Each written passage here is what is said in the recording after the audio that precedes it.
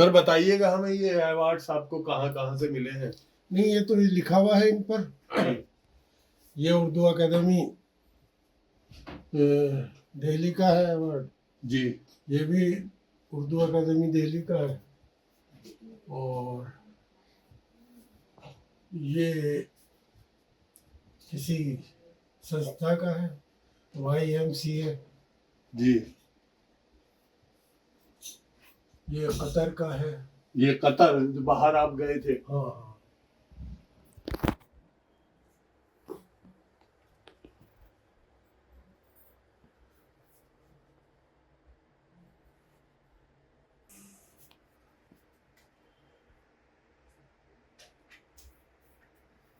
और सर ये इतने सारे आप पे शील्ड रखी हुई हैं, ये सब मुशायरों के हैं।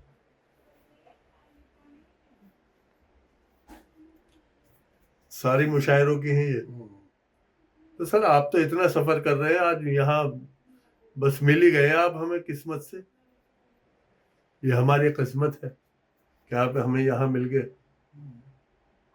चलिए हम दुआ करते हैं कि आप यूं ही बिजी रहें और लोगों तक जो है ये भाईचारे का जो पैगाम है आप वो पहुंचाते रहें। जो आपकी शायरी में दर्द भी नजर आता है, एक मिजाह भी नजर आता है कि लोगों को ये मरहम का काम भी करती है।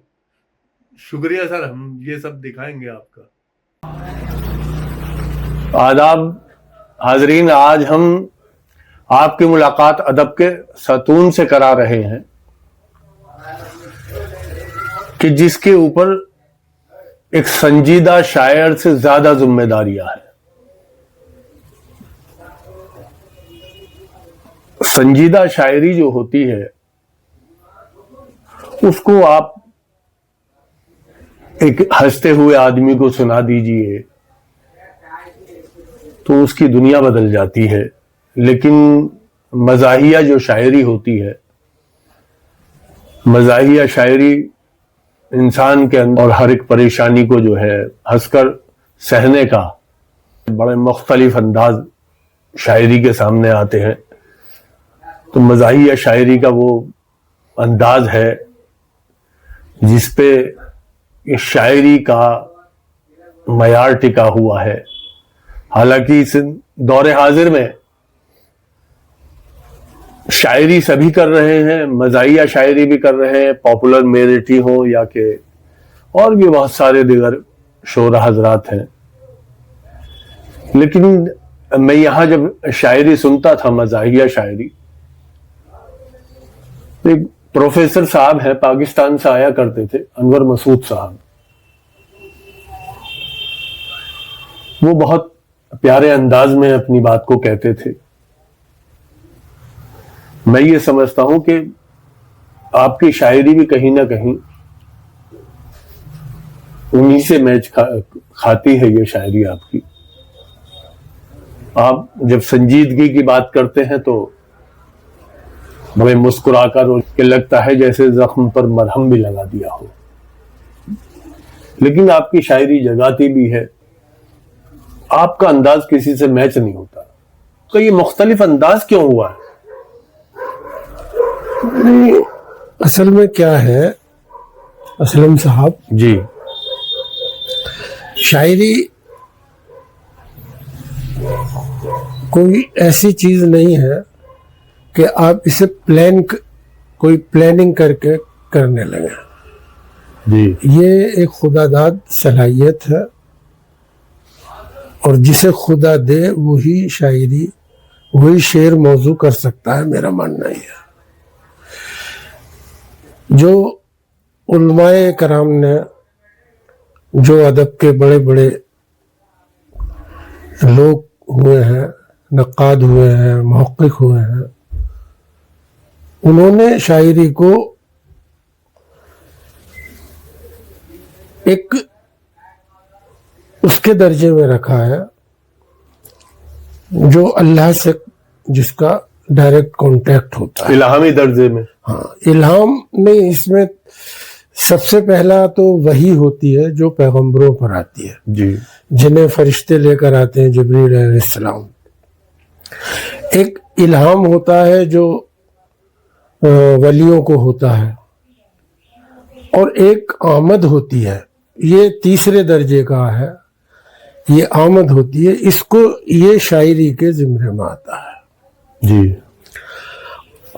कोई भी फिर इसमें सीखना, उसके फन को सीखना, उसकी क्या ऐब है, उसको भी आलिमों ने तय किए हैं, उनके वजन तय किए हैं मिसरों के, उनके नाम रखे हैं, बहरों के नाम हैं, और बहुत बारीक बातें हैं, उसमें जाने से कोई फायदा नहीं है।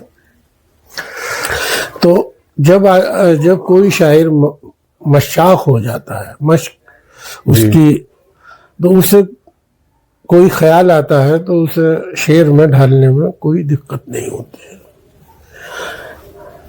तो मेरा जबकि खानदानी कोई ऐसा वो नहीं रहा कि मेरे फादर या मेरे वालिद शायर हों या मेरे दादा शायर हों, मेरे ख्याल में मेरे खानदान में मैं पहला शायर हूँ। तो ये खुदा की ही देन है, वरना ना मैं इतना पढ़ा लिखा हूँ ना इतना वो हूँ। सर, आपने ये शायरी कौन सी उम्र से आप पे ये हावी हुआ? क्योंकि ये एक नशा है सर। असल में क्या है कि ये 1974 में मुझे लिखने का शौक हुआ। पढ़ने का शौक तो मुझे बचपन से था जी। और मेरे पास करीब करीब मेरी जितनी भी इनकम थी वो आधी से ज्यादा किताबों में खर्च होती थी। अच्छा। उस जमाने में रसाइल का बड़ा वो था दौर जी। मेरे ख्याल में 20-25 रिसाले तो यहाँ जामा मस्जिद से निकलते थे, उर्दू बाजार से। जी। शमा घर घर आती थी जी। बानो, शमा, शबिस्ता, मेहराब जी, पाकीज़ा आंचल, ये मतलब एक दौर था रिसालों का। जी।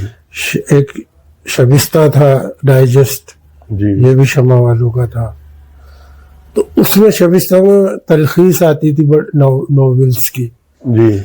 उससे पूरा आदमी अपडेट रहता था, पढ़ते थे कौन कहाँ क्या लिख रहा है, सारी दुनिया को जो अच्छे मज़ामीन होते थे वो उनको उसमें उनके तराजिम छपते थे, वो सभी पढ़ते थे, हम भी पढ़ते थे। जी। तो उसी जमाने में हमें लिखने का शौक हुआ, तो हमने एक ड्रामा लिख डाला जिसका उन्वान था टमाटर के छींटे। बड़ा मुख्तलिफ उन्वान है आप। तो वो ड्रामा वैसे ही लिख दिया, कोई ना हमें ड्रामे की कोई लिखने की कोई वो थी, बस एक ख्याल आया लिख दिया। जी। वो हमारे एक दोस्त थे इसाफ अंसारी, उन्होंने कहा भी से स्टेज करेंगे। अच्छा। तो साहब वो स्टेज का मामला बना, फिर पूरी टीम बनी, और वो हमारे इकबाल फिरदौसी जो हैं जी। आज वो भी मज़ाह के बच्चे शायर हैं, जी। उनसे हमारी मुलाकात उसमें ही हुई, उन्होंने भी एक किरदार अदा किया था उसमें। अच्छा।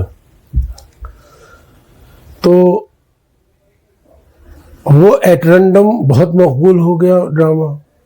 मौलंकर हॉल में पहले ही शो हुआ और वो शो हाउसफुल गया। अच्छा। जबकि टिकट से किया था। उसके बाद फिर ऐवान गालिब में उसके 4-5 शो हो गए, फिर वो बॉम्बे में खेला गया। जी। फिर वो कराची में एक एक्टर, उसी ड्रामे का एक्टर कराची लाहौर चले गए। जी। तो उन्होंने वहाँ खेला। तो मतलब एक बड़ा एक वो दौर था कि उसकी एकदम एट रैंडम मकबूलियत हो गई और बहुत मकबूल हुआ वो। तो उसके बाद फिर हमें शायरी का शेर कहने लगे हम, तो हम संजीदा शायरी करते थे। जी। और हम पे भाई इसमें कोई झूठ बोलने की बात नहीं है, बशीर बद्र का बहुत हम मुतासिर थे जी। और बशीर बद्र के ही रंग में हम शेर कहते थे। बल्कि एक बम्बई से एक रिसाला शायर शाया होता है आपने, तो उन्होंने हमारे ऊपर एक गोशा निकाला, एक खास नंबर निकाला शायर का जी। तो उसमें जो हमारी संजीदा गजलें उन्होंने छापी, उसको उन्वान दिया बशीर रंग गजलें। हाँ हाँ हाँ। तो उसमें उसके कई शेर बहुत मकबूल हुए वहाँ। मतलब ये बहुत, मैं इस बात में ये बहुत, ड्रामे के बाद ये शायरी। हाँ, ड्रामे के बाद ये शायरी हम करने लगे। खैर आपने जो है शायरी से पहले ड्रामा किया। मतलब मेरी शुरुआत अदब में जी। ड्रामे से हुई। आपने जो वो ड्रामा लिखा सर, उसकी थीम क्या थी सर? उसमें क्या कैरेक्टर उसमें थीम ये थी कि उस जमाने में फिल्मों का बड़ा क्रेज था जी। ये न मोबाइल थे न इंटरनेट था, और वैसे फोन होते थे तार वाले, अच्छा, रिसीवर वाले। और मेरे ख्याल में छोटे मोटे शहर में तो एक दो फोन ही होते थे किसी अमीर सेठ वेठ के। तो ये हाल था। तो कम्युनिकेशन का वो दौर नहीं था जी। लेकिन फिल्में, सबसे बड़ी जो तफरीह थी उस जमाने में जी। वो फिल्म थी। फिल्मों में की टिकटें ब्लैक होती थी, फिल्म के बहुत मतलब लोगों में क्रेज था। फिल्में अगर लग गई सिनेमा पर तो 25-25 हफ्ते, 100 हफ्ते चल रही हैं। सर वो नाटक आपने कौन से सन में वो किया था प्ले? 1974 में प्ले हुआ। 1974 में जी। वाकई सर ये तो वो दौर था कि जब बहुत बड़े व्यापारी होते थे, तब किसी किसी के यहाँ फोन होता था। और अक्सर तो उसमें जो आप पूछ रहे थे सब्जेक्ट क्या था, तो उसमें हमने ये दिखाया था कि लोग फिल्मों के जरिए, एक आदमी है जो शौकीन है फिल्मों के, उनको ठगता है। अच्छा, हीरो बनाने के लिए। हीरो हीरोइन का लालच देकर जी। उनसे पैसे ऐंठता है, ये करता है, वो करता है। तो उसमें फिर कॉमेडी है बहुत। जी। अच्छा, वो भी मतलब कॉमेडी है उसमें भी मिजाज। तो आपने वो भी मजाही अंदाज में मजाही है, मिजाज से ही मेरी शुरुआत हुई। क्या सर आप वो दोबारा करेंगे वो प्ले? असल में उस जमाने में तो ये था कि प्ले करना बहुत आसान था, क्योंकि 500 रुपए में ऐवान गालिब मिल जाता था जी। आज 40,000 में मिलता है जी। तो आज कम से कम जो प्ले हम उस जमाने में 4-5 हजार में कर लेते थे, 5-5 लाख में होगा। अच्छा, क्रेज रहा नहीं सारा। जब फिल्में नहीं देख रहे लोग तो ड्रामे के लिए पैसे कहाँ से खर्च करेंगे। उस वक्त सर टिकट कितना लगाया था आपने अपने? वही 100 रुपये, 50 रुपये, ऐसे ही था। 200 रुपये 74 में। 74 में। सर आज के तो वो बहुत हजारों रुपए से भी ऊपर बनेंगे। हाँ, नहीं पूरे टिकट बिके थे। हमने बॉम्बे में हाउसफुल कर दिया था पाटकर हॉल। अच्छा, निम्मी देखने आई थी। अच्छा, निम्मी ग्रेवाल। निम्मी वो उनकी जो हीरोइन थी निम्मी जी, वो देखने आई थी। अच्छा, हाँ वो बहुत मशहूर हीरोइन रही है, वो ब्लैक एंड व्हाइट फिल्मों की हीरोइन। तो सर उसमें कोई आपने जब वहाँ आपका इस प्ले को वहाँ किया गया पाकिस्तान में, तो आपको बुलाया गया? नहीं, उन्होंने अपने आप कर लिया। अच्छा। तो सर आपने क्या उसमें बतौर एक्टर भी आर्टिस्ट? नहीं। अच्छा, सिर्फ आपने लिखा था, उसके राइटर थे आप? तो बस फिर वो शायरी में आ गए हम। सर आपने नाटक किया और शायरी शुरू की, कि मज़ाहिया शायरी का ख्याल क्या इस वजह से आया कि आप मज़ाहिया लोगों के आसपास थे, या कि जिंदगी में बहुत ज्यादा आपने दुख परेशानी और ये देखी थी? नहीं, ऐसा तो कुछ नहीं है। ये तो एक अंदर से इनर से आता है कि आदमी को क्या बनना है। जी। तो मैं लोगों को हंसाना चाहता था, अच्छा। दुखी नहीं देखना चाहता था, और जो समाज में फैली हुई बुराइयां जी। उनको इस तरह से पेश करना चाहता था कि लोग उन पर गहराई से सोचें तो वो कहें भाई ये क्या, और हाँ। एकदम जस्ट उन्हें हंसी आए। बर्दस्तगी वाली बात। जी जी।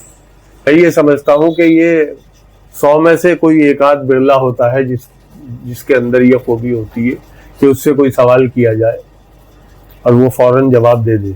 जी। और पढ़े लिखों में भी बहुत कम, वहां तो और भी ज्यादा वो है, वो लोग सोचते हैं समझते हैं तब उसके बाद जो है जवाब देते हैं। कि तालीम कहाँ से हासिल की सर? मेरठ से हुई तालीम मेरी। अच्छा, मतलब आप मेरठ के रहने वाले हैं। आपकी पैदाइश भी वही हुई? नहीं, पैदाइश गुलाउठी बुलंदशहर में हुई। अच्छा। लेकिन जो तालीम और तरबियत वो सब मेरठ हुई।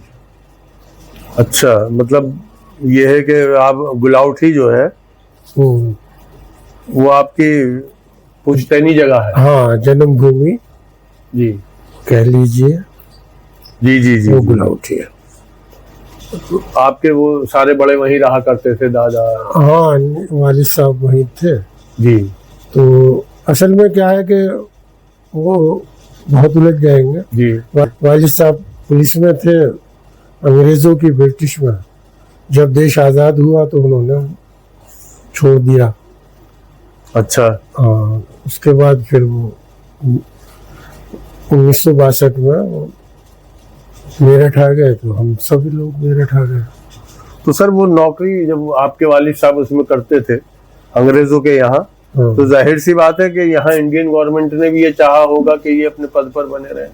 नहीं, पता नहीं उनका क्या मामला था, उन्होंने फिर वो छोड़ दी। और नौकरी करना गवारा नहीं किया? गवारा नहीं किया। स्कूल याद है सर आपको? हाँ, मैं तो इसमें लालकुर्ती में एक नेशनल जूनियर हाई स्कूल था, उससे मैंने 8वीं पास की। जी। उसके बाद फिर सारे इम्तहान जो है मैंने प्राइवेट। जिंदगी एक ऐसा अफसाना है कि जो कभी खत्म ना होगा, न कभी खत्म हुआ है, और इसकी कोई शुरुआत भी नहीं हो सकती। जी। न इसका अंत हो सकता है। बस यही हमारे सामने है कि अजल है और कयामत है। बिल्कुल। सर ये सारी चीजें होने के बावजूद आपने वहां मेरठ में तालीम हासिल की। जी। मेरठ में और भी बड़े बड़े शायर थे, संजीदा शायर। उस जमाने में तो बड़ा बागो बहार था मेरठ। जी।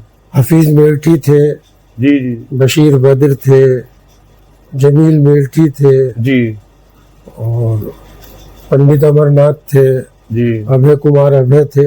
एक पूरा रोज महफिलें जमती थी, और उन महफिलों का ही असर जी हम पर हुआ कि हम शायरी की तरफ आ गए। हम शेर नहीं कहते थे, बल्कि उन महफिलों में जाते थे, देखते थे, तो वो असर करता था। जी जी जी। उनकी जो शायरी थी। तो ये पॉपुलर मेरठी फैजाम में पढ़ते थे। जी। हमारे साथ इरफान आजमी थे, जो अब ऑल इंडिया में रहे। हाँ, वो भी हमारे साथी थे। जी। तनवीर जुबैरी हुआ करते थे, फिर खुसरो मतीन हुआ करते थे। जी।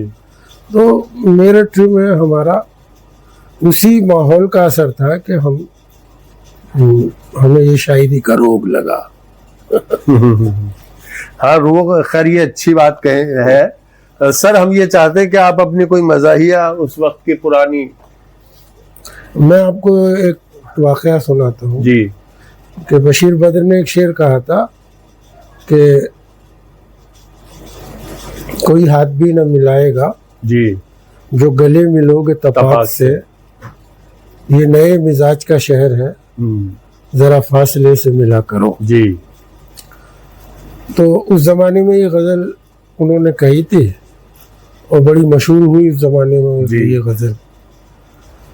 तो हुआ ये कि हम उनके पास जाते थे, जी करीब करीब जब वो मेरठ हुआ करते थे मुशायरों से, तो वो बुला लेते थे या हम खुद चले जाते थे। जी।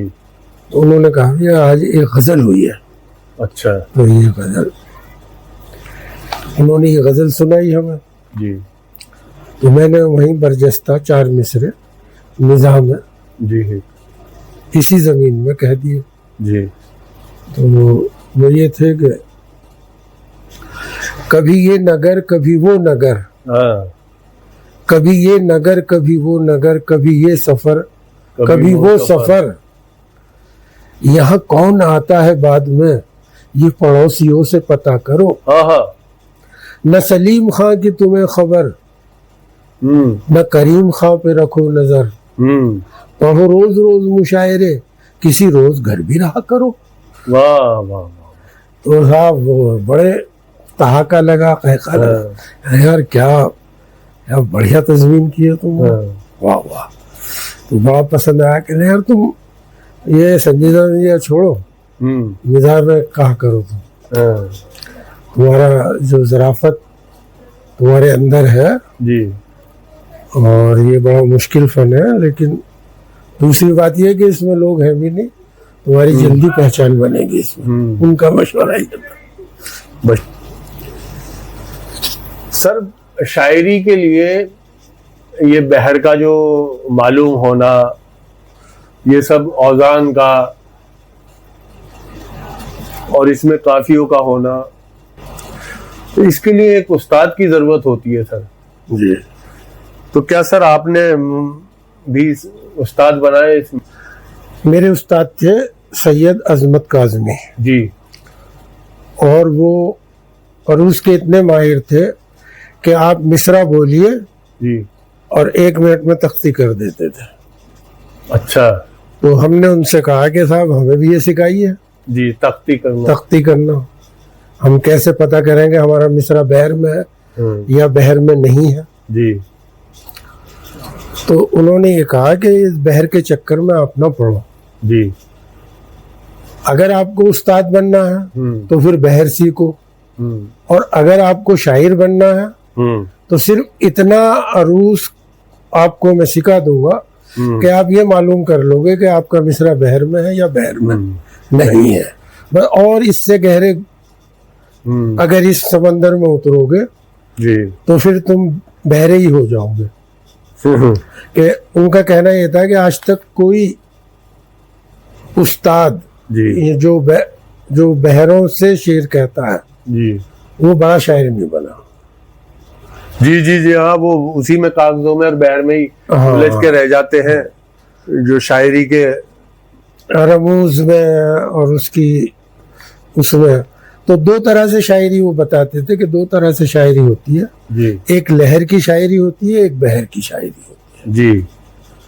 तो जो लहर की शायरी होती है वो बड़ी शायरी होती है, उम्दा शायरी होती है। जी। तो जो उस्ताद हैं जैसे सौदा है, जी बड़े उस्ताद हैं, ज़ौक़ हैं, जी। बड़े शायर हैं, बड़े उस्ताद हैं, लेकिन उनका गालिब से मुकाबला नहीं है क्योंकि गालिब उस्तादों में नहीं आते। जी। गालिब का नाम शायरों में है, शायरों में, उस्तादों में नहीं। उस्तादों में नहीं है। जी। ये अगर हमारे यहाँ हम कोई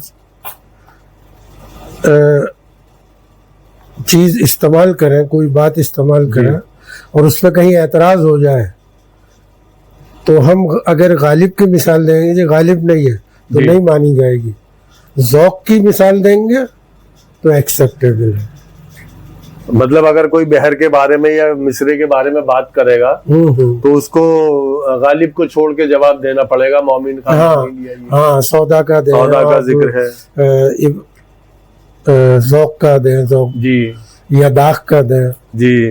दाग तो मतलब दाग के तो सबसे ज्यादा शागिर्द थे। जी सर, ये बहर उन्होंने किस तरह से बताई थी, आप नाजरीन को भी बताएं।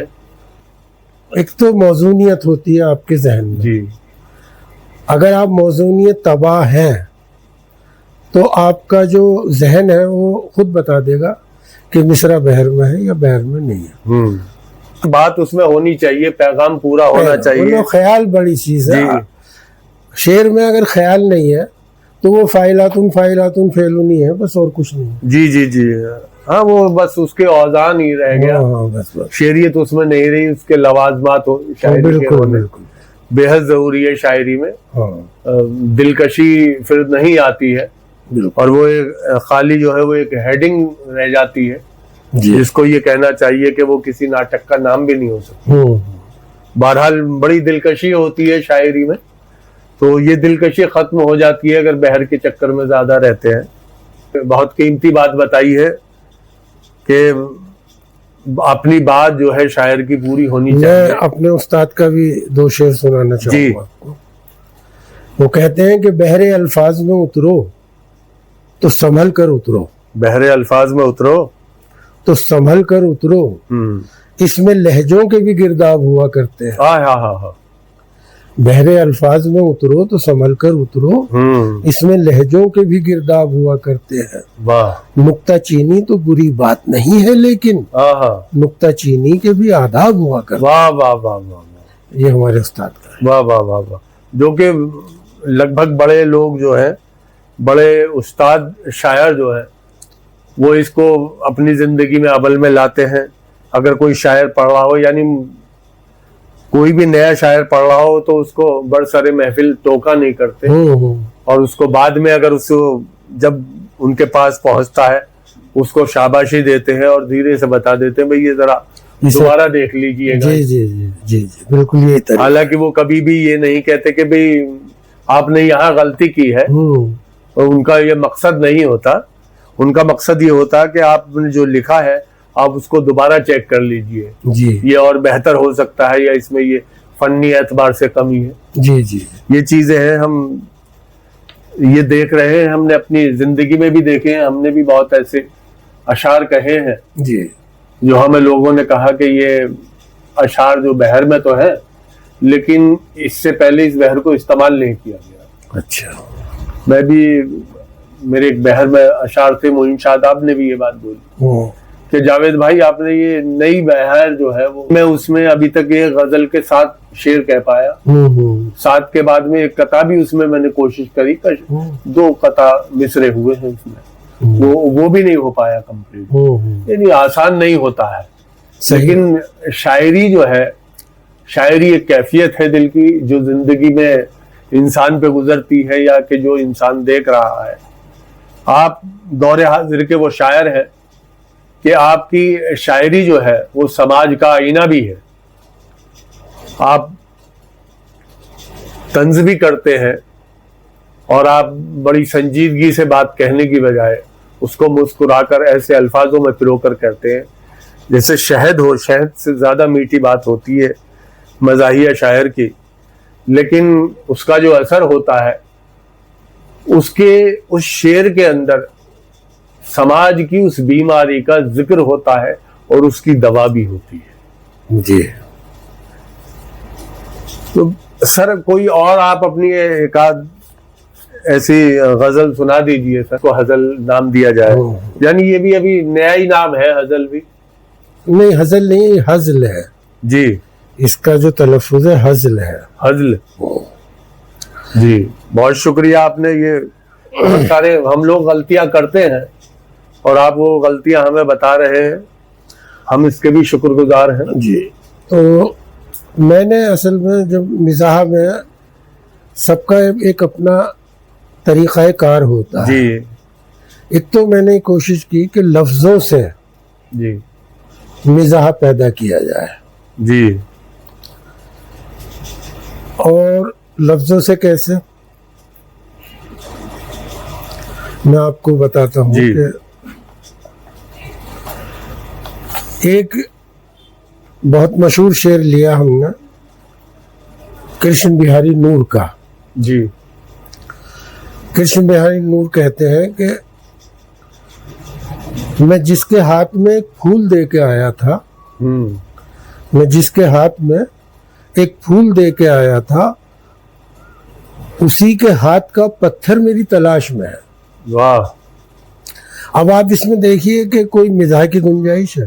जी जी तो देखिए इसमें मिजाह की गुंजाइश कैसे निकलती है। जी। मैंने इसमें तस्वीन किया इस मिसरे को कि कहीं भी जाऊं बराबर मेरी तलाश में है, कहीं भी जाऊं बराबर मेरी तलाश में है, कहीं भी जाऊं बराबर मेरी तलाश में है, उठाए ईंट और पत्थर मेरी तलाश में है। मैं जिसके हाथ में एक फूल दे के आया था, वाह वाह, मैं जिसके हाथ में एक फूल दे के आया था, उसी हसीन का शौहर मेरी तलाश में। वाह वाह वाह वाह वाह। तो इस तरह से अब जैसे एक मिसरा देखिए कितनी संजीदा गजल है जी। शकील बदायूनी का मतलब है कि गुजरे हैं आज इश्क में हम उस मकाम से, जी, नफरत सी हो गई है मोहब्बत के नाम से, मोहब्बत के नाम से। अब इसमें मैंने मिजाह पैदा किया है जी, इस इतनी संजीदा मतलब में कि यारों लगा के बालों में इम्पोर्टेड खिजाब, यारों लगा के बालों में इम्पोर्टेड खिजाब, करने चले थे इश्क बड़े तामझाम से, बिकवा दिए मकान अब कहती है भाईजान, नफरत सी हो गई है मोहब्बत के नाम से। वाह वाह वाह वाह वाह। तो इस तरह से आप देखिए एक लफ्ज है जी हमारे यहाँ हमजुल्फ, जी, हमजुल्फ जो है वो साड़ू भाई को कहते हैं। जी जी जी, हिंदी वालों के लिए बता रहा हूँ। तो इसमें देखो कि वास्ते जुल्फों के रहते थे हमेशा फिक्रमंद, वास्ते जुल्फों के रहते थे हमेशा फिक्रमंद, फिर अचानक ये हुआ जुल्फों पे इतराने लगे। हाँ। दो सगी बहनों से दो गंजों की शादी हो गई, वाह, और ये बेजुल्फ भी हम जुल्फ कहलाने लगे। वाह वाह वाह वाह वाह वाह वाह। आपने यहाँ से भी मिजाह निकाल लिया। सर कुछ और मिजाह के अशार सुनाए आप हमें। मैं एक नज्म सुनाता हूँ। ये एक लफ्ज है वगैरह, जी, वगैरह वगैरह वगैरह वगैरह कहते हैं जी। तो वगैरह देखिए इस लफ्ज में भी कहीं मिजाह है जी। अब इसमें देखिए कि मैंने एक नज्म कही जी, जिसका उन्वान ही वगैरह रखा जी। तो वो नज्म मैं आपकी नजर कर रहा हूँ जी, पता हो कि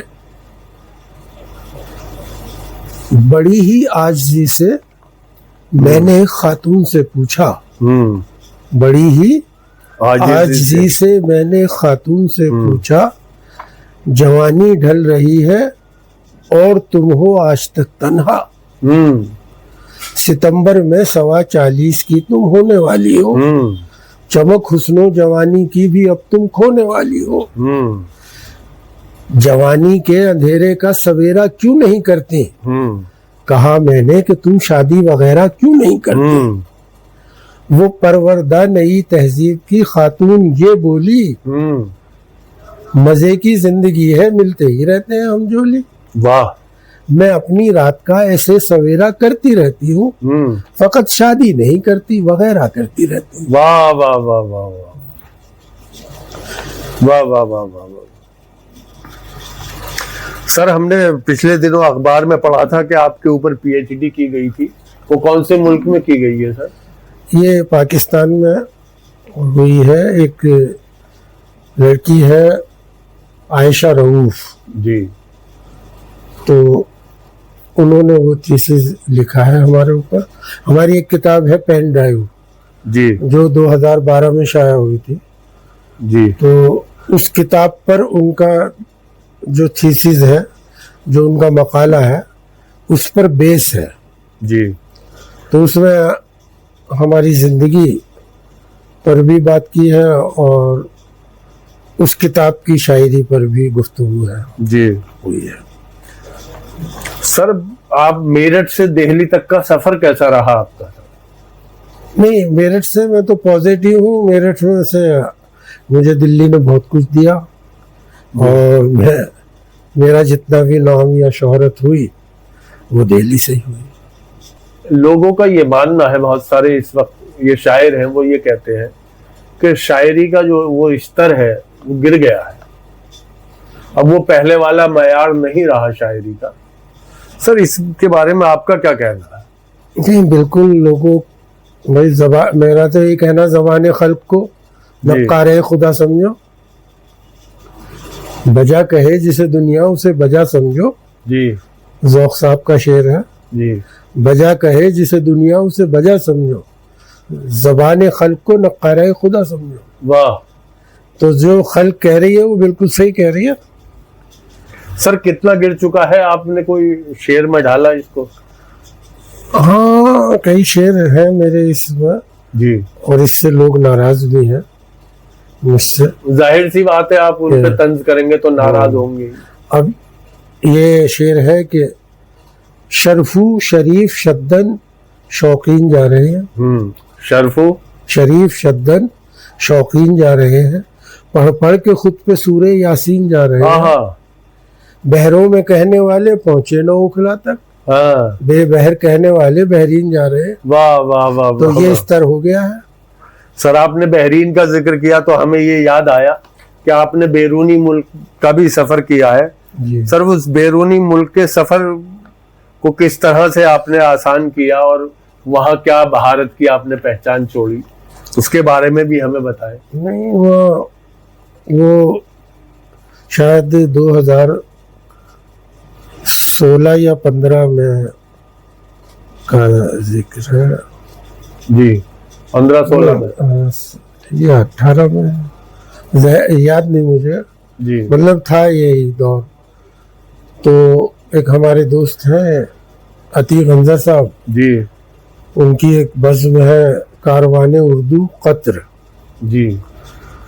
वो हर साल एक मुशायरा करती है जी, तो मुख्तलिफ लोगों को बुलाती है, उसमें एक में हमें बुलाया जी। बड़ा अच्छा रहा, वहाँ लोगों ने बहुत पसंद किया हमें। सर क्या वहाँ भी ये जैसे यहाँ आम तरीके से मुशायरे होते हैं जी, रोड पर हो जाते हैं, यहाँ नहीं, वहाँ तो हॉल लेना पड़ता है या कोई स्कूल लेना पड़ता, स्कूल के जो ऑडिटोरियम होते हैं जी, वहाँ ऐसे नहीं कर सकते आप रोड वगैरह पर। अच्छा। और या तो किसी होटल में कीजिए आप जी, 5 स्टार होटल होते हैं वहाँ, उनके बैंकेट हॉल होते हैं जी, या किसी स्कूल में वगैरह में करते हैं वो लोग, या वहाँ जो ऑडिटोरियम होते हैं इसी काम के लिए जहाँ इसके प्रोग्राम ऑर्गेनाइज होते हैं, इवेंट होते हैं जी, वहाँ किए जाते हैं। सर आपने वहाँ आपकी कौन सी उसको जो है पसंद किया गया था गजल? नहीं, आप उनमें से 1-2 अशार जो है वो पढ़ दीजिए सर। जी,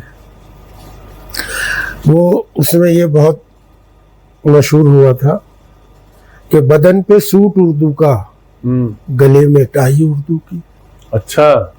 बदन पे सूट उर्दू का, गले में टाई उर्दू की, इन्हें मालूम है गहराई और गहराई उर्दू की। बजाते हैं हर एक महफिल में ये शहनाई उर्दू की। वाह। कि सारी उम्र खाई है फकत बालाई उर्दू की। वाह। प्रोफेसर ये उर्दू के जो उर्दू से कमाते हैं, हाँ, उसी पैसे से बच्चों को ये अंग्रेजी पढ़ाते हैं। वाह वाह वाह वाह वाह वाह वाह वाह। आपने बड़ी जबरदस्त वहाँ जो है चोट की लोगों पर। सर आपकी कितनी किताबें आ चुकी हैं अब तक? ये अभी तक 6 किताबें आ चुकी हैं जी, जिसमें संजीदा गजलों की किताब है सिफर जी, जो 1992 में आई। फिर 2009 में आई तमाचे, जिस पर उर्दू अकादमी दिल्ली ने बेहतरीन तजुर्बेदार का हमें अच्छा इनाम भी मिला। और उसके बाद 2012 में पेन ड्राइव आई, उसके बाद जिस पर PhD हुई आप? हाँ, जिस पर मतलब वो जो वहाँ मकाला PhD का है या MPhil का है जो भी है जी, वहाँ उस पर मकाला लिखा गया। उसके बाद हंसे तो फंसे आई जी, उसके बाद आशिक दिल बाख्ता आई। जी इस किताब पर भी उर्दू अकादमी ने बेहतरीन तंज़ो मिज़ाह का इनाम हमें मिला, जी जिसके लिए हम उनके शुक्रगुजार हैं। और छठी किताब ये है छठी हिस्स। सर, ये किताब जरूर नाजरीन को दिखाएं। हम देख रहे हैं कि ये आपके पास मौजूद है सर, देखिएगा जरा।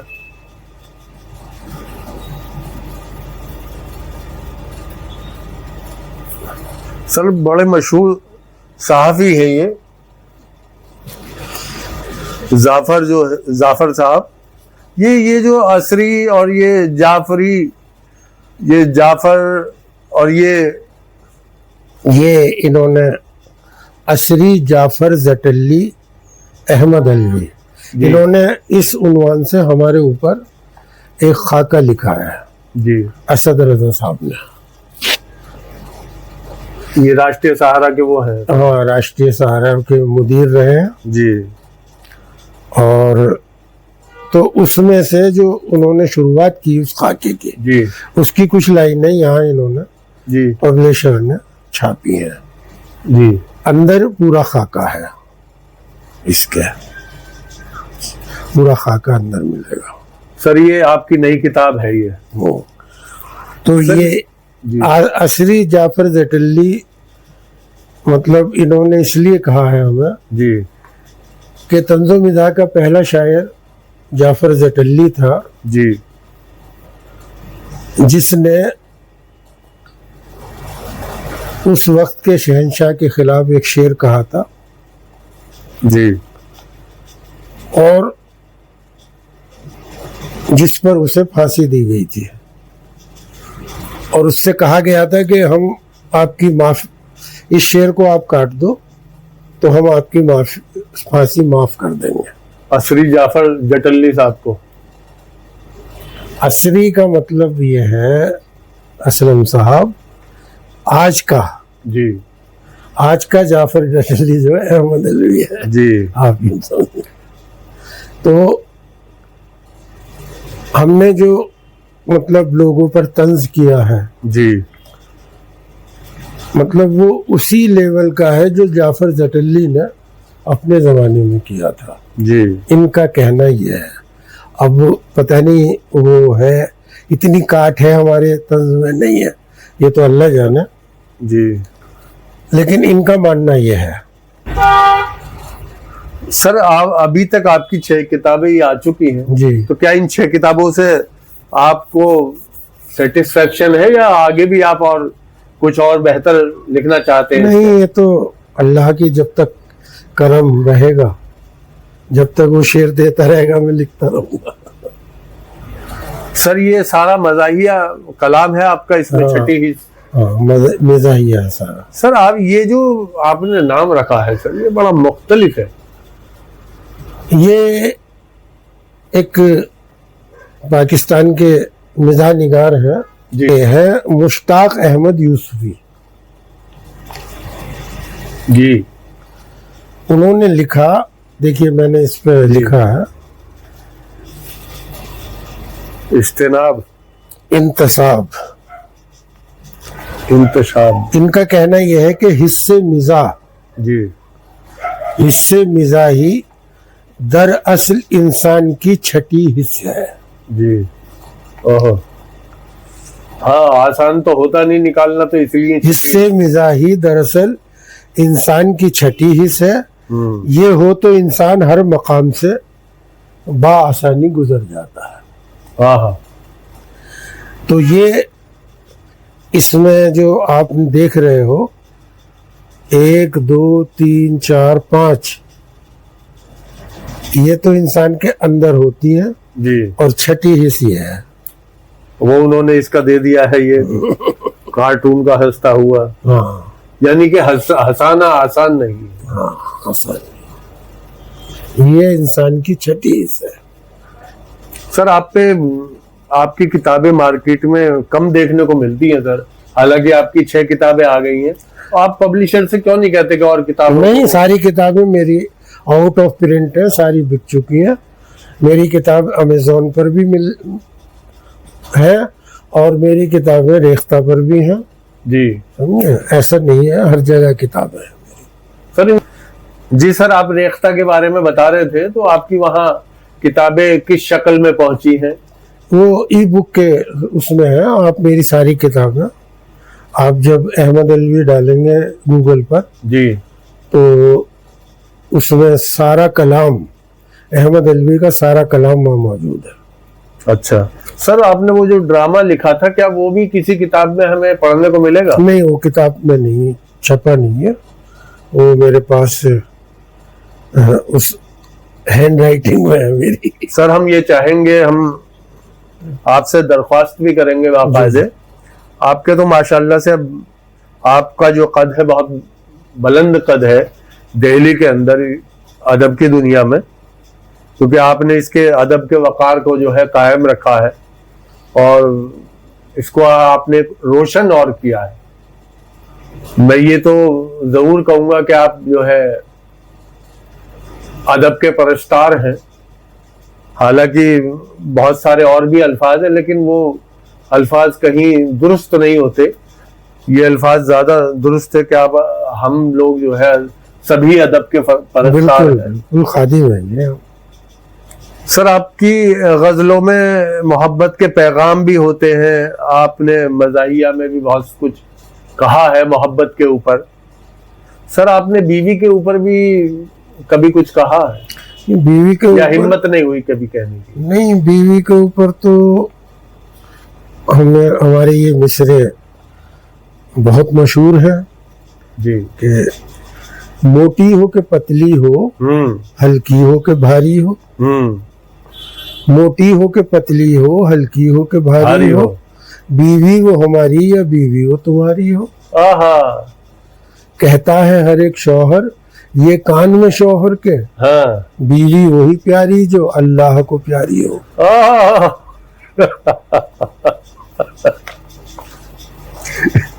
तो सर ये आपने बीवी को हिम्मत हुई सुनाने की? हाँ, क्यों नहीं। अच्छा, वो भी मजे लेती है। अच्छा ऐसा नहीं है। अच्छा, मतलब वो समझती है कि ये नहीं, ऐसा है, पैगाम है जमाने को देने का। उनकी बात को बराबर भी किया है मैंने जी, कि बजा खुदा से शिकायत ये बीवियों की है। हाँ, बजा खुदा से शिकायत ये बीवियों की है। कभी ज़ईफ न हो वो जवां नहीं मिलता, कभी ज़ईफ न हो वो जवां नहीं मिलता। किसी के हाथ नहीं है, किसी के दांत नहीं, वाह, यहाँ किसी को मुकम्मल मियाँ नहीं मिलता। वाह वाह वाह, यहाँ किसी को मुकम्मल जहाँ नहीं मिलता इसी की जमीन में आपने जी, ये यहाँ किसी को मुकम्मल मियाँ नहीं। वाह वाह वाह वाह, ये आपने, आप दोबारा पढ़िए इस कथा को, बहुत शानदार कथा है आपने। बजा खुदा से शिकायत ये बीवियों की है। हाँ, कभी ज़ईफ न हो वो जवां नहीं मिलता। हाँ, किसी के हाथ नहीं है, किसी के दांत नहीं, वाह, यहाँ किसी को मुकम्मल मियाँ नहीं मिलता। वाह वाह वाह वाह, आने वाले दौर में हमें शायद ऐसे ही मियाँ देखने को मिलेंगे जैसा कि आप फरमा रहे हैं। और जब लोग कहा करेंगे कि भाई ये चीज जो है एक अजीम शायर अहमद अलवी साहब वो बता के चले गए हैं। तो जो ड्रामा है आपका, ये ड्रामे हम देखते हैं। अभी हमने हाय रुस्तम देखा जी, और भी ड्रामे देखे हमने हादसे पे, लेकिन हमें वो जिस तरह से आप अपनी शायरी में तंज करते हैं, आपका वो ड्रामा लिखा हुआ, हमें वो ड्रामा देखना। तो आप उर्दू एकेडमी से सर क्यों नहीं उसको कहते कि वो उस ड्रामे के लिए जो है फाइनेंस करें? असल में वो ड्रामा जो है, एक तो अब वो दिलचस्पी नहीं रही अब जो उस वक्त थी। जी, शुरुआती दौर था वो और बहुत जोश था। हम वहाँ भी पहुंच जाते थे जहाँ नहीं पहुंचना चाहिए। अच्छा, अब बहुत, अब कोई दूसरा ही उस काम को करे तो करे, मैं तो शायद नहीं कर पाऊँ। सर वो ड्रामा डायरेक्ट किसने किया था? कई लोगों ने किया। गुलाम आजिज साहब थे, उन्होंने डायरेक्ट किया। एक सफदर अली लाहौर से आए थे जी, उन्होंने किया। और एक शान भारती थे, उन्होंने किया। वो एक सालिक खान थे, उन्होंने भी किया। तो जरूर सर हम इसको दोबारा देखना चाहेंगे और जी आप इसके लिए कोशिश करें। मैं तो आपको स्क्रिप्ट दे सकता हूँ। नहीं, हम अगर स्क्रिप्ट लेंगे तो वो आपके निर्देशन में ये सब कुछ करेंगे ताकि राइटर के वो हकूक जो है वो बने रहे। हाँ, तो वो आप अगर करना चाहें तो कर सकते। हम उसको जरूर करेंगे इंशाल्लाह, क्योंकि उस आपने ड्रामे की इतनी जो बातें बताई हैं, हमें ये लगता है कि इस दौर में भी वो ड्रामा होना चाहिए। और चूंकि हंसते हंसते अपनी बात कह देना। सर, आप पर पत्रकार बार बार लिखते रहे हैं जी, और लगातार आप पे लिखा है, और मैं ये समझता हूँ कि कोई ऐसा दिल्ली में और मज़ाहिया शायर नहीं, या कि सिर्फ वो आपके के तमाम शागिर्द जो सिर्फ आपके लिखते हैं, ऐसा क्यों है सर? नहीं, असल में क्या उनको कोई और मज़ाहिया शायर नहीं मिलता दिल्ली में? नहीं, ऐसा है कि कोई भी पत्रकार हो, साहब नक्काद हो जी, उसे माल तो चाहिए ना लिखने के लिए। जी, जितने भी शायर हैं, या तो उनकी कोई किताब है नहीं मार्केट में जी, या एक आध है जी, और वो एक आध है तो वो इस लायक नहीं, लायक हो लेकिन शायद वो ना समझ रहे हो कि उस पर क्या लिखे, या लिखने के लिए अंदर से उनका इनर वो नहीं करता। हाँ, वो शायर का पैगाम उन तक नहीं पहुंच रहा। मैं उसमें क्या कह सकता हूँ। ये तो मैं इसमें बहुत खुशनसीब हूँ कि मेरे ऊपर एक पूरी किताब ये कलकत्ते में प्रोफेसर इम्तियाज वहीद साहब ने मेरे जी किताब लिखी, अहमद अलवी की ज़रीफ़ाना शायरी जी, और उसमें करीब 40 से 50 जो स्कॉलर्स हैं उनके मज़ामीन इकट्ठे किए। अच्छा, हाँ, और वो MR पब्लिकेशन से छपी है, वो भी रेख्ता पर मौजूद है, कोई पढ़ना चाहे तो पढ़ सकता है। अच्छा सर, आपसे हर आदमी का मिलना तो बहुत मुमकिन नहीं है, लेकिन फिर भी आपसे राब्ते का क्या दर्शक जो है इस्तेमाल करें रास्ता? नहीं, मुझसे क्या राब्ता है, मैं फेसबुक पर भी हूँ, मैं इंस्टा पर भी हूँ, और सर अपनी फेसबुक आईडी भी बता दीजिए आप, और इंस्टा। बस अगर अहमद अलवी डालेंगे तो फेसबुक आ जाएगी। सर ये आपका रियल नेम है या? नहीं, पूरा नाम मेरा मोहम्मद अहमद अलवी है जी। तो इसमें से मैंने जो अपना पेन नेम तखल्लुस जो है वो अहमद अलवी यूज करता हूँ। वैसे मैं तखल्लुस यूज भी नहीं करता, गजल में मैं मक्ता कहता भी नहीं हूँ जी, नज़्म में तो कहा भी नहीं जाता, आप जानते हैं। सर आपने ये नाम के साथ अलवी क्यों लगाया सर? एक मोहम्मद अलवी बहुत मशहूर शायर हुए हैं जी, वो अहमदाबाद यूनिवर्सिटी में थे जी। वो मोहम्मद अलवी थे, अगर वो अहमद अलवी होते तो मैं मोहम्मद अलवी होता। अच्छा ये भी आपने खूब बताई बात। तो मैं उनसे बहुत, उनकी शायरी से मतलब बहुत मुतासिर था, उन्हें बहुत पढ़ता था, तो मेरा नाम मोहम्मद अहमद था जी। तो मैंने उनसे मुतासिर होकर जी, ये वो मोहम्मद अलवी तो मैं अहमद अलवी ये था। अब ये देख सर, और क्या क्या लिखा है आपके बारे में पत्रकारों ने? वो ये शायरी पर ही लिखा है कि क्या खराबी है, क्या अच्छाई है, क्या कौन से शेर में क्या बात कही गई है, या कहाँ क्या कमी रह गई जी। इन सब पर ही गुफ्तगू है और क्या होता है। सर आपके हम असर शायरों में जी, मज़ाहिया शायरों में आपको इस दौरे हाजिर में कौन अच्छा कहने वाला शायर नजर आता है, जो जिसके कलाम में बरजस्तगी हो? अगर इस वक्त अच्छे जो कहने वाले हैं जी।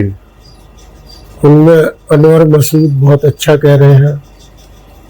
अनवर मसूद तो बहुत सीनियर आदमी, वो बहुत अच्छा कह रहे हैं। मैं सर आने वाले लोग, यानी कहना ये चाहिए आप पहली पीढ़ी के लोग हैं, वो दूसरी नए पीढ़ी के लोगों लोग। में इकबाल फिरदौसी हैं हमारे, बहुत अच्छे शेर कहते हैं। जी और आसिम पीरजादा है, जी जी वो बहुत अच्छी मज़ाहिया शायरी कर रहे हैं। जी। और हैदराबाद में बहुत अच्छी शायरी हो रही है। जी, मज़ाहिया शायरी। हाँ, तो ऐसा नहीं है, लोग काम कर रहे हैं। जी सर, आप मज़ाहिया शायरी में कौन से नए दर आपने खोले हैं सर, वो भी आप बताएं नाज़रीन को। तो मैंने क्या, नए दौर या पुराने दर, जी ये तो सामे तय करते हैं, तख्लीक़कार तय नहीं करता, वो तो सिर्फ कहता है, वो जो उसके दिल में होता है, जो उसके सामने होता है, उसने अच्छा कहा है, बुरा कहा है, ये आने वाला वक्त तय करेगा। मतलब ये पूरी तरह से सुनने वालों पर निर्भर है कि वो क्या फैसला करते हैं क्या नहीं। जी जी। सर कोई संजीदा अपना कथा? मैं आपको अभी एक किताब बर महल अशार जी, शाया हुई है। बरमहल अशार। जी उसमें दिल्ली के दो शायरों के शेर मुंतखब हुए सिर्फ, अच्छा एक मोइन शादाब का और एक मेरा। अच्छा। वो एक शेर मेरा ये है कि ताल्लुकात भी रेशम की तरह होते हैं, ताल्लुकात भी रेशम की तरह होते हैं, ताल्लुकात भी रेशम की तरह होते हैं, उलझ गए तो सिरा उम्र भर नहीं मिलता। उलझ गए तो सिरा उम्र भर नहीं मिलता। और एक शेर मेरा बहुत मशहूर है, वाह वाह वाह, कि दिल को किसी की याद से खाली न कीजिए, दिल को किसी की याद से, दिल को किसी की याद से खाली न कीजिए, आसेब रहने लगते हैं खाली मकान में। वाह वाह वाह वाह वाह वाह वाह वाह वाह। कोई ऐसा मुकाम जो अभी आपने हासिल करना हो, क्या आप ऐसा कोई मुकाम चाहते हैं शायरी में जिसको और हासिल करना हो? आप पे पीएचडी भी हो चुकी है, आपको बहुत सारे खिताबों से नवाजा जा चुका है, आपको बहुत एजाज़ो इकराम उर्दू एकेडमी से 2 बार आपको मिल चुका है। नहीं, अल्लाह का शुक्र है, मैं अपनी जिंदगी से बहुत सेटिस्फाइड हूँ, मुतमईन हूँ। और मैं जितने के लायक नहीं था, मुझे उससे ज्यादा मुझे मिला है। ये भी एक अल्लाह का शुक्र अदा करने का तरीका है कि आपको जो भी मयसर हो गया हो, आप उसी पे संतुष्ट हो जाइए, उसी को मान लीजिए कि जो अल्लाह की तरफ से मिला है, बस वो नहीं, वो उस लायक भी नहीं थे, उस लायक भी नहीं थे, तो हमें हमारी औकात से ज्यादा मिला है। सर, आप इस चैनल के माध्यम से आने वाले नस्ल को क्या पैगाम देना चाहते हैं? नहीं, उर्दू के जो लोग हैं उर्दू पढ़ें जी, अपने बच्चों को उर्दू पढ़ाएं, तभी उर्दू जिंदा रहेगी, वरना ये हमारा काम भी कौन पढ़ेगा अगर उर्दू वाले नहीं होंगे। सर लेकिन उर्दू क्यों पढ़े ये बताना जरूरी होगा सर। उर्दू जिस शख्स को आती है उसकी हिंदी भी साफ सुथरी हो जाती है, अंग्रेजी भी साफ सुथरी हो जाती है जी। तो उर्दू का जो तलफ्फुज़ है, उर्दू में जितनी आवाजें हैं जी, जैसे बहुत सी आवाजें हिंदी में नहीं है जी, लेकिन अगर उर्दू पढ़ के हिंदी को पढ़ेगा तो हिंदी की भी तमाम आवाजें वो बहुत सही प्रोनाउंस कर सकता है।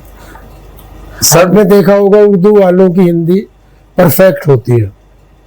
जी जी सर। उनकी अंग्रेजी भी परफेक्ट होती है, हाँ, वो स्पेलिंग में मिस्टेक नहीं होती। वो नहीं होती सर लेकिन उर्दू की आवाजें कोई गले से निकल रही है, कोई लबों को भींच कर निकल रही है, ये अलग अलग चीजें हैं। जैसे उर्दू में अलिफ का कोई वो तसव्वुर नहीं है, वो बे नहीं है, बा है, ते नहीं है, ता है। गैन, ये हलक से निकलती है, गैन। और गाल, जी गाल यहाँ से आ गई, जी। तो गैन नीचे से निकलेगी। अब ये इसीलिए बताया गया है, इसीलिए पूछे गए ये सवाल, ताकि ये दर्शकों तक पहुंच जाए ये बात कि ये अल्फाज कहाँ से निकाले जाते हैं, कहाँ से नहीं। और कोई मकसद नहीं था हमारा जी, सर। जी, जी। हमारा मकसद ये है कि लोग इस जबान को जो है अनजान न समझे, इस जबान को अपनाएं। इस जबान के अपनाने से जो है वो जिंदगी में खुशहाली भी आती है, तहजीब भी आती है, और बोलने का जो सलीका है, जो हमारी भारतीय तहजीब है, वो इससे नुमाया होती है। एक दो मिसरे आखिर में जी मैं आपके दर्शकों की नजर कर रहा हूँ जी जी जी। कि अल्फाज की अदायगी, तर्जे बयान सीख। हाँ, अल्फाज की अदायगी, अल्फाज की अदायगी, तर्जे बयान सीख। करना अगर है इश्क तो उर्दू जबान सीख। वाह वाह वाह वाह वाह वाह वाह वाह। सर आपको क्या अपनी पैदाइश याद है? नहीं। अच्छा। दस्तावेज में जी 1956 है, हाई स्कूल के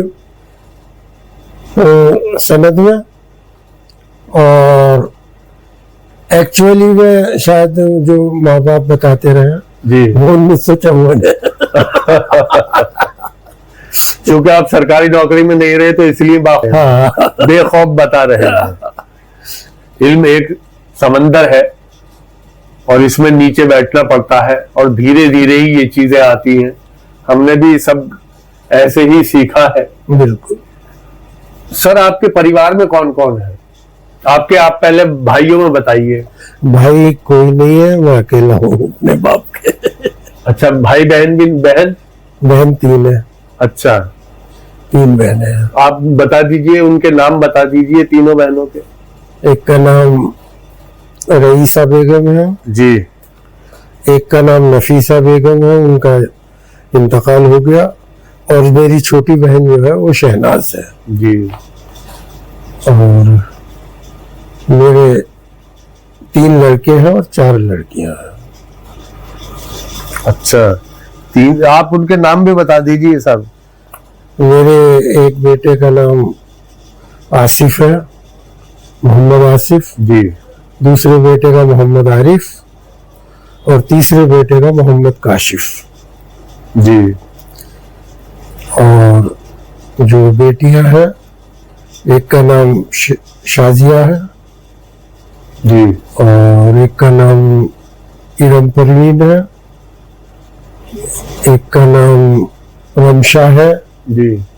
और जो सबसे छोटी है उसका लुबना। वाह, माशाल्लाह, आपने नाम भी बाखूब रखे हैं। आपकी अरेंज मैरिज हुई या लव मैरिज सर उस दौर में? नहीं, मेरी 2 मैरिज हुई और दोनों अरेंज हुई।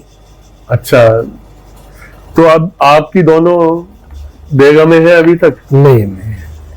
अच्छा, जब एक बेगम का इंतकाल हुआ तो दूसरी। अच्छा, इंतकाल हो गया। जी सर बड़े ऐसे गम से आप गुजरे हैं। जी। तो वहाँ मैं ये देखता हूँ कि शायद यही है जो आपकी शख्सियत में बार बार उभर के आता है। सर शायरी के अलावा आपके जीवन यापन के लिए आप क्या करते हैं? बहुत। अब तो बच्चे कर रहे हैं, मैं तो कुछ नहीं कर रहा। एक आध दो कोई यार दोस्त मुशायरे पढ़वा देते हैं तो पढ़ लेता हूँ। शायरी के अलावा कुछ और नहीं? नहीं।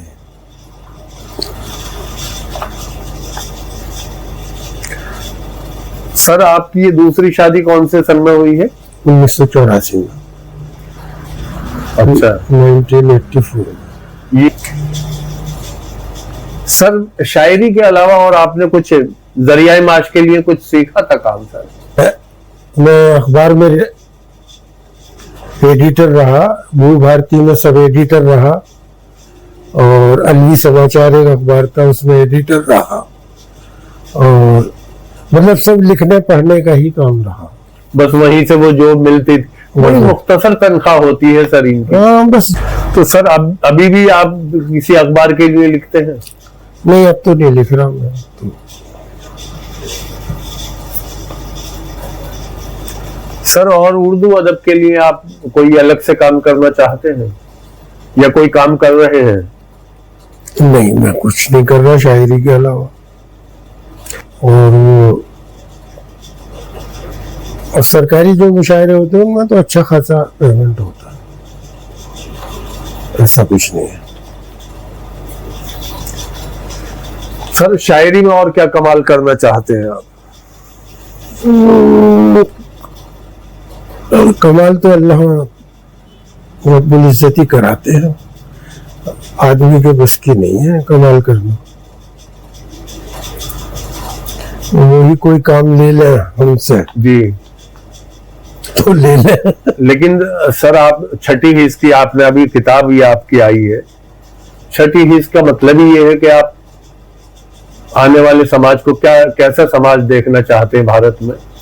बस ये भाईचारा रहे, हमारा मुल्क तरक्की करे और हम सारी दुनिया में नाम हो हमारा, हमारे भारत का हम ये हमारे तो यही वो है। और इसीलिए और हर अदीब का यही वो होता, अपने वतन के लिए होता है वो जी, अपने समाज के लिए होता है।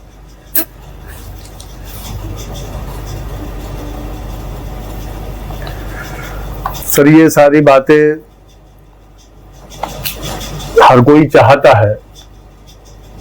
सर इस माहौल को जो है, वो मोहब्बत का माहौल, वो गांधी के दौर का भारत, वो लाला लाजपत राय के दौर का, वो कहना ये चाहिए कि लाल बहादुर शास्त्री के दौर का, और जिस भारत का गांधी ने सपना देखा है, जिस भारत का राजीव गांधी ने देखा सपना, जिस भारत के निर्माण में इंदिरा गांधी ने अपनी जान दे दी, सर वो भारत हम कब देख पाएंगे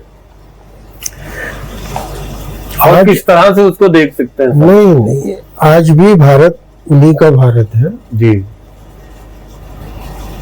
और ये मैं आपको बता दूं कि भारत में जो ये विघटनकारी लोग हैं ये मुट्ठी भर है जी।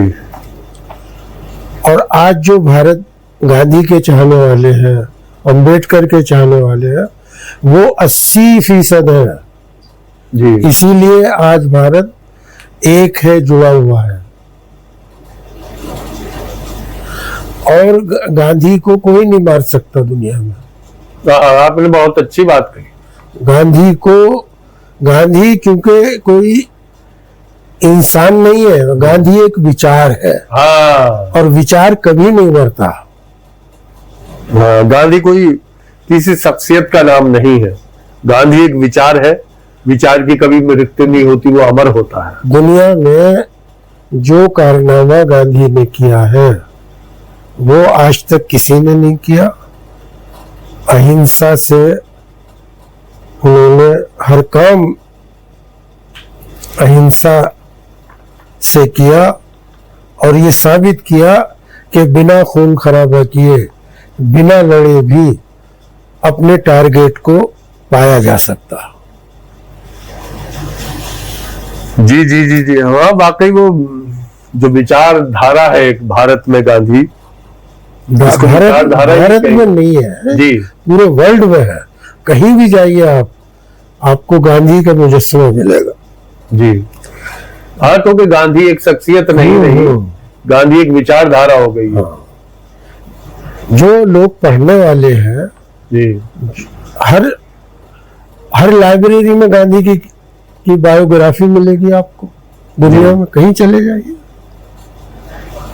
तो गांधी तो पूरी दुनिया में है, गांधी भारत के नहीं है ओनली, पूरी दुनिया के हैं गांधी। सर पुराने शायरों में आपने किस किस के साथ कलाम पढ़ा है सर? मैंने बेकल उत्साही जी गुलजार देलवी जी और बशीर बद्र, जी हफीज बेल्टी, जी इन पुराने लोगों के साथ तो पढ़ा ही है। और मेरे लिए बहुत एहसास की बात है। हाँ, ये आपने जो अभी नाम बताए हैं पुराने दौर के, ये तो बहुत कीमती नाम है अदब में, और ये अदब का सरमाया समझे जाते हैं ये नाम। हफीज मेरठी या के बशीर बद्र साहब। बशीर बद्र के साथ तो हमारी ऐसा था कि बिल्कुल फैमिली टर्म्स थे, वो भी घर आते थे हमारे। अब बशीर बद्र तो वहाँ शिफ्ट हो गए हैं मध्य प्रदेश में। हाँ, उनका कुछ ज़हनी तवाज़ुन भी अभी तो हयात है वो। हाँ हयात है, मगर वो उनकी जो हाफजा है ना जी याददाश्त खो गई है। जी जी जी जी। अब वो किसी को याद नहीं करते, कुछ याद नहीं होगा। हाँ, वैसे उनको लोग उनसे मिलने जाते हैं तो उनके शेर उनको पढ़कर सुनाते हैं। हाँ, वो ये नहीं समझते मेरे शेर हो। जी जी जी जी। सर वो शेर तो सुना दीजिए आप हमें। कौन सा? वो तैयारी पे, आपने औरतों की तैयारी पे शेर पढ़े हैं। चेहरे पे चमक सारी है 15,000 की, आहा मेकअप के ताम झाम से तुम लाजवाब हो। वाह। मेकअप के ताम झाम से तुम लाजवाब हो, मेरा नहीं यकीन, मेरा नहीं यकीन तो मुंह धो के देख लो, तुम 14वीं का चांद हो मैं आफताब हूँ। वाह वाह वाह वाह वाह, तुम 14वीं का चांद हो मैं आफताब हूँ। वाह वाह वाह वाह वाह वाह वाह वाह। सर कोई और ऐसा मुकाम चाहते हैं शायरी में?